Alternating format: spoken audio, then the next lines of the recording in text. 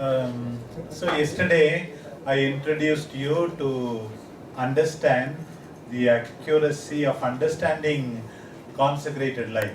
The terminologies, religious institutes, secular institutes, and societies of apostolic life. And we also discussed about relationship between the diocesan bishop and the religious, and then how possible situations of conflict can be solved and so on. Today, to begin with, I want to tell you that with regard to certain possible situations where you should not be entangled, especially with regard to the protection of minors. You are all young, you know, the church observes the policy of zero tolerance with regard to the minors. I want to start with that, then we will take up other pastoral questions because it is my duty to tell you, and I don't want any of my students to suffer because of certain imprudent actions in the pastoral ministry. You know, one basic thing is that you all have taken the vows, the three vows, the chastity, poverty, and obedience. Chastity, poverty, and obedience. So yesterday I told you what is the significance of vow. Canon 1191, that to a public vow, the Evangelical Council of Chastity is beautifully explained in Canon 599. 599. There it says, Evangelical Council of Chastity is for the sake of the kingdom of God. Matthew 19th chapter and the corresponding passages we say. That means always to give preference to God. Preference to God. Preference to doing the will of God. Then it also says it is the sign of the world to come. When the Sadducees wanted to make fun of Jesus and asked him whose wife she will be at the time of the resurrection. And in that situation, the Lord tells them, they will be like angels in the kingdom to come. There is no marrying and giving in marriage.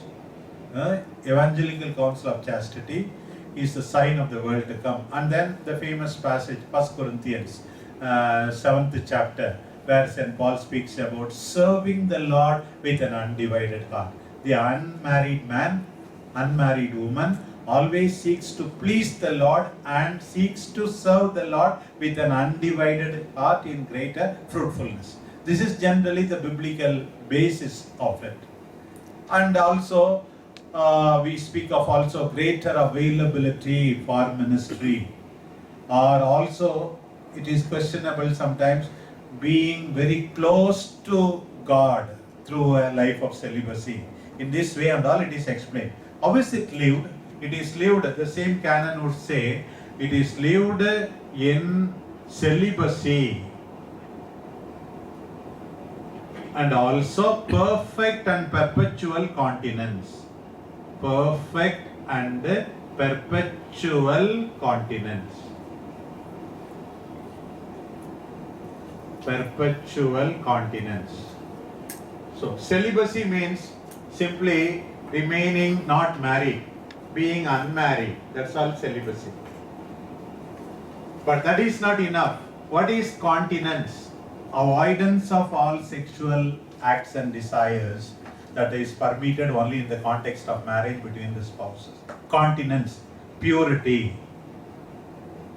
This is what we mean by perfect and perpetual continence. Perfect and perpetual continence. The same thing is in Canon 277 in the context of celibacy of the diocesan clergy, secular clergy. There it says simply obligation of celibacy. Obligation of celibacy. So especially in the Latin Church, so it is a requirement that one makes the promise of celibacy at the time of ordination for becoming a cleric. Only afterwards one is ordained in the Latin Church. In the Oriental churches there are 23 churches Out of these 23 churches, our Oriental churches in India, both the Syro-Malabar and Malankara, thanks to also a bit of Latinization, and because it's also convenient, so they also insist on celibate clerics. The other 21 churches, 21 sui juris churches, they have marriage before the ordination, even for priests. The Latin Church permits married deacons. Once you are ordained, you are never allowed to marry. Only by getting dispensation you may marry, in which case most of the time they are asked to give up the exercise of their ministry. So the Catholic Church, I told you repeatedly, is a communion of 23 Eastern churches and 1 Latin church.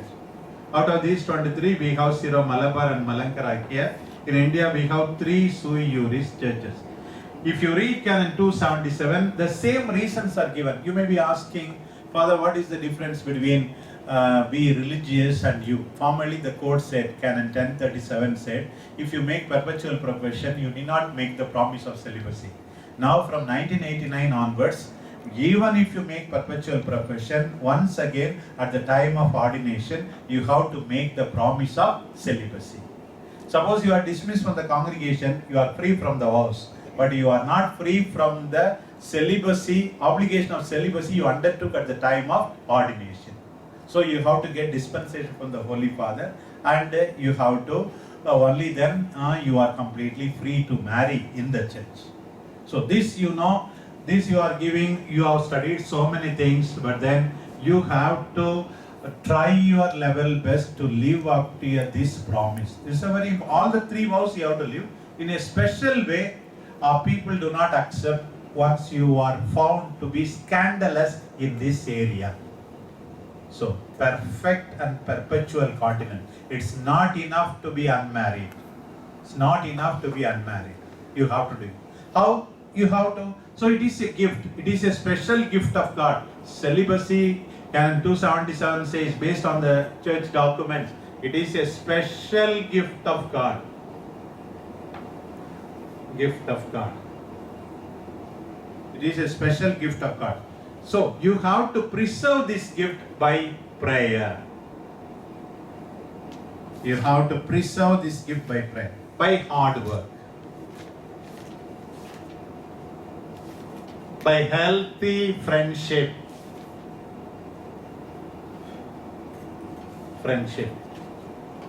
And healthy relaxation. You have to do your best.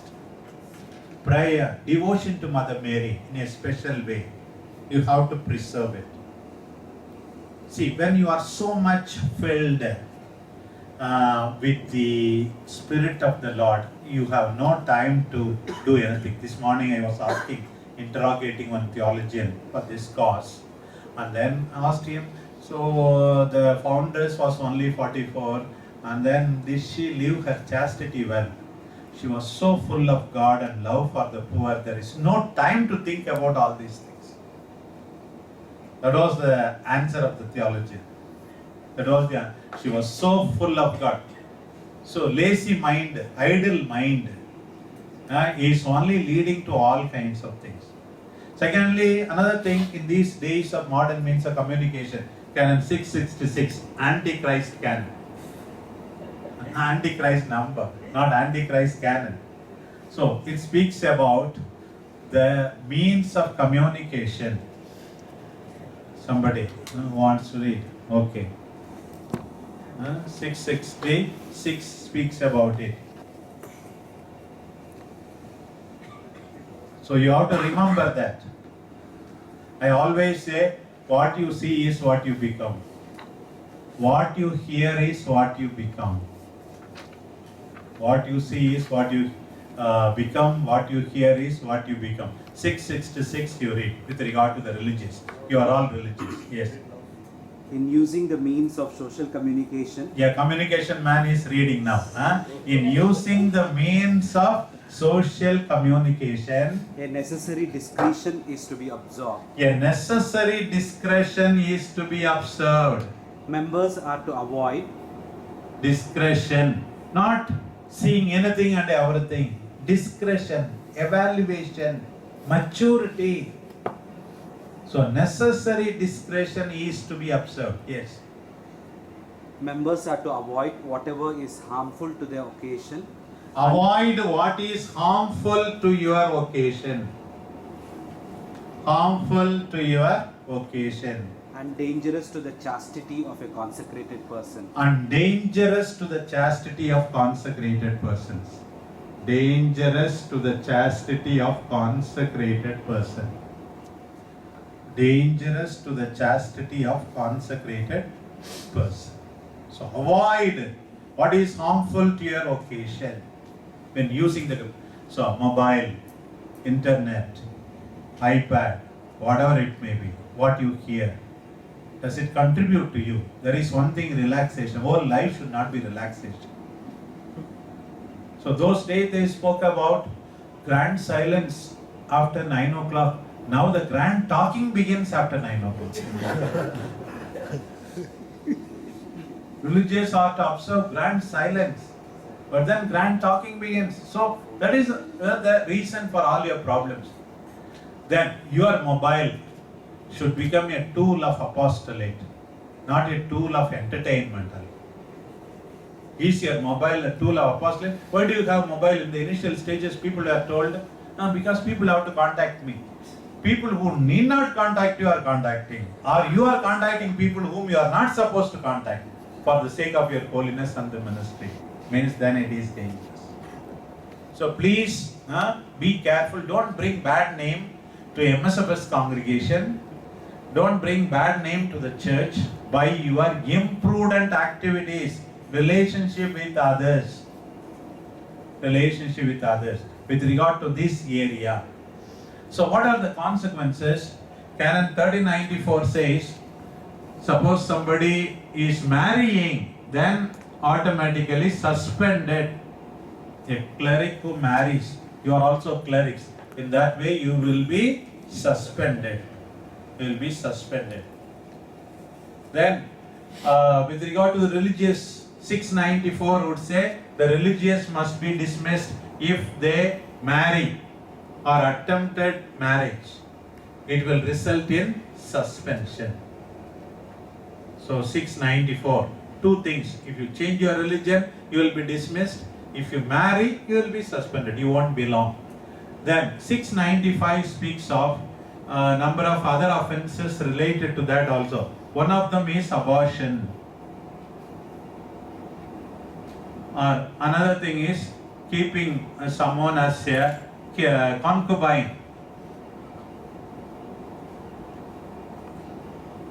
So this is against it. So abortion is the result of your sexual act. Somebody conceives, and then afterwards this person is permanently kept as a concubine. Then some serious sins. 696 against the vow. Sometimes periodically violating the obligation. One of the reasons is given. In this case, the person doesn't keep, but invariably the superiors are asked to give warning.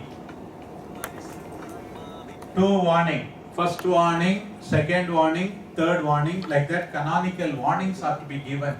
Then the person is incorrigible. This is what is known as can be dismissed. According to 696, the person can be dismissed. Also for such kind of behavior, after warnings, the person is not improving. With regard to this is first of all mainly with regard to the adults, but more serious laws have come recently with regard to the minors who are below 18 years of age. Whether a boy or girl, those who are below 18 years of age, they have been abused by you, then more serious laws. Zero tolerance. No, I am sorry, you cannot say. You should be dismissed from the clerical state, one thing. Secondly, even dismissed from the congregation.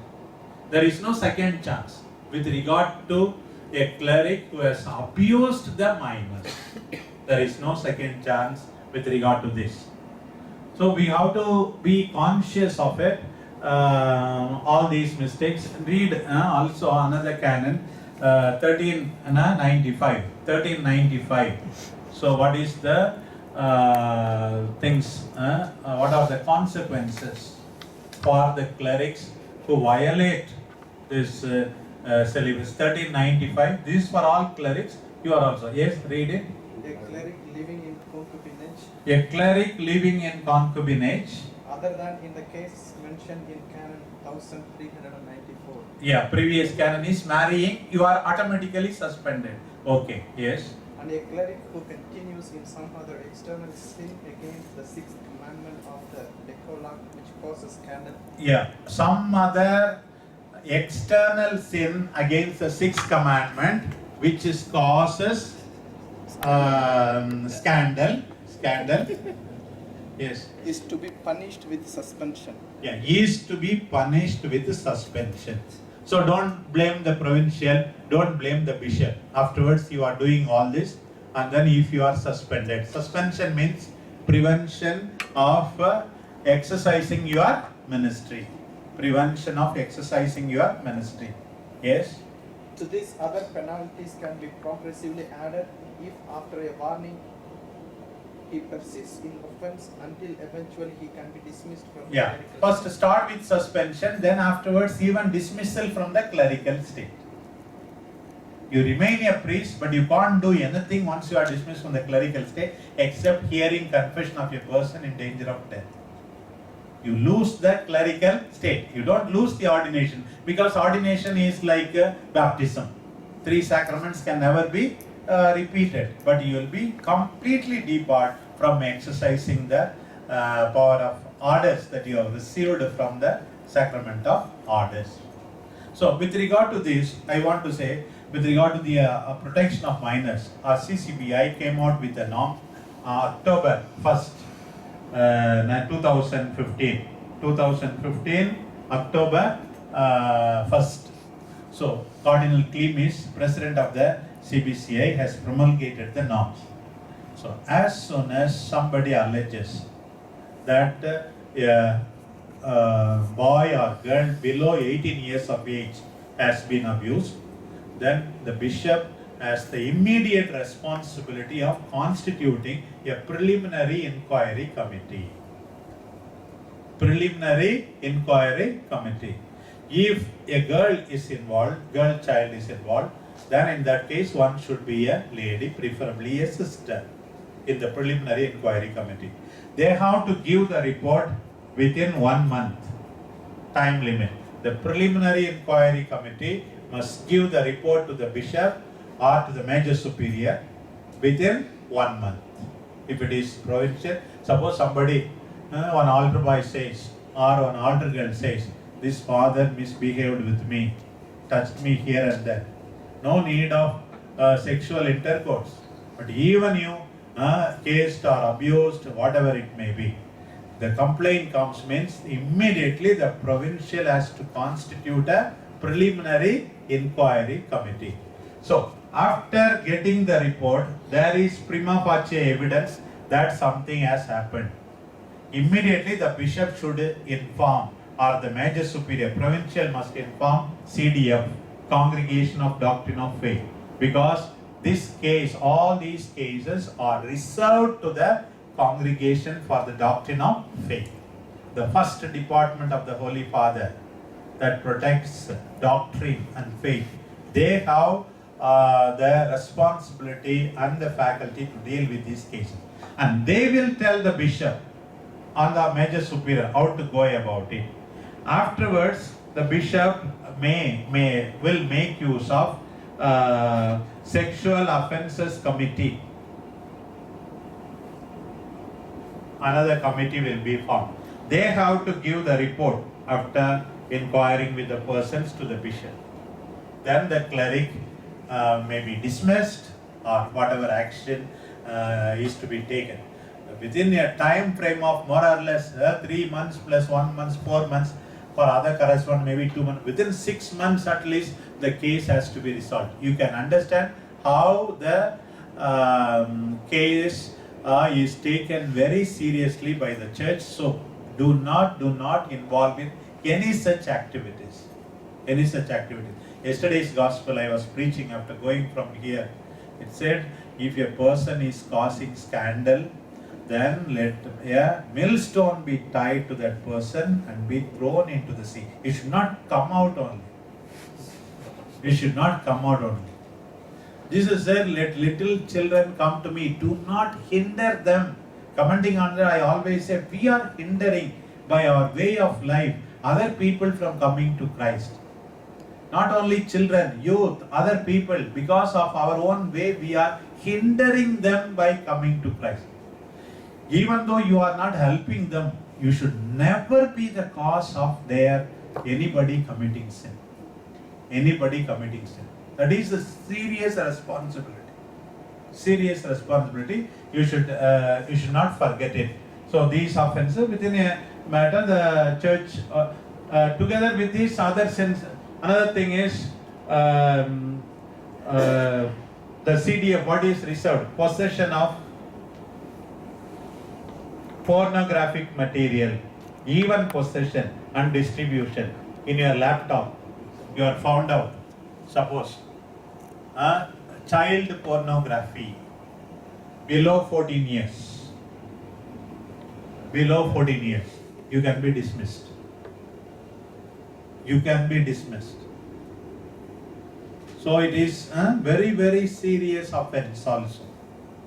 Very, very pornographic material.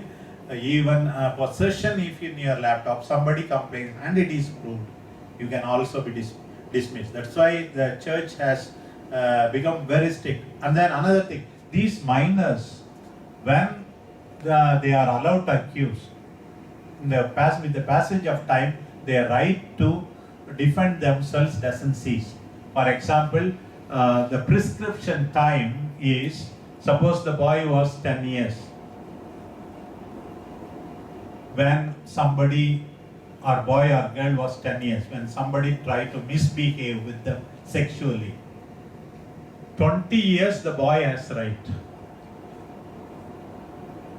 to accuse the priest. 20 years. The 20 years will be calculated when he reaches majority. That means a boy of 10 means plus 18 years, 8 years plus 28 years this boy will have. You were 40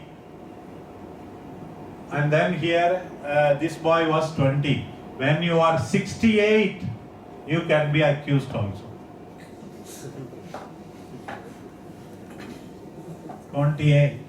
So that is also given in the new law. New law. You will be poor old man, or you are 50. The poor man is not even able to walk. All the sins he committed will come before him afterwards also. So please be aware of the seriousness. Why the church? And then the religious superior, you cannot blame the bishop or the major superior, because they are asked to cooperate with the civil authorities in every way. They should not hide in the name of protecting their priests. Action will be taken against them. And recently also a document has come, bishop, it's also indirectly applicable to the major superiors. A document has come very clearly that if a bishop does not act on a complaint given by a minor or by other person who are vulnerable adults, then the bishop can be asked to resign and the major superior can be deposed.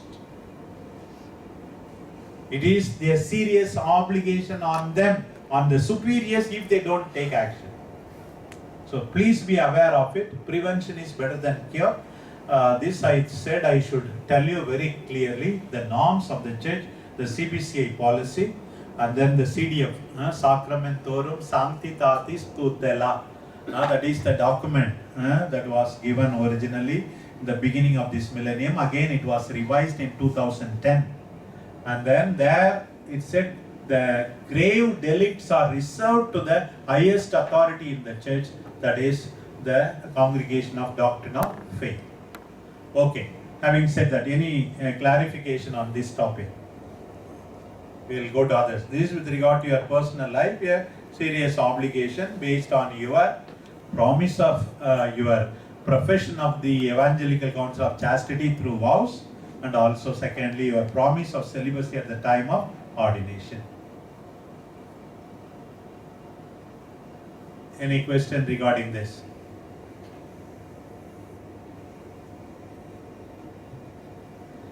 Okay, if you understood it correctly, I am happy. Now we go to some other areas. Before I go to the pastoral area, anything with regard to religious life itself. Don't think for Raipa doesn't know religious life. Animating more religious congregations. I am more knowledgeable about religious canons than maybe other parts of the code also.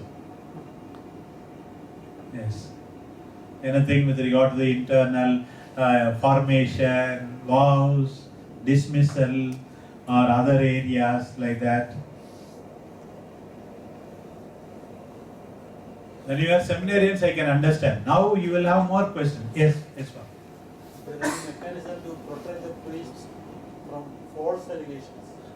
That is true. So, how to protect the priest from false allegation?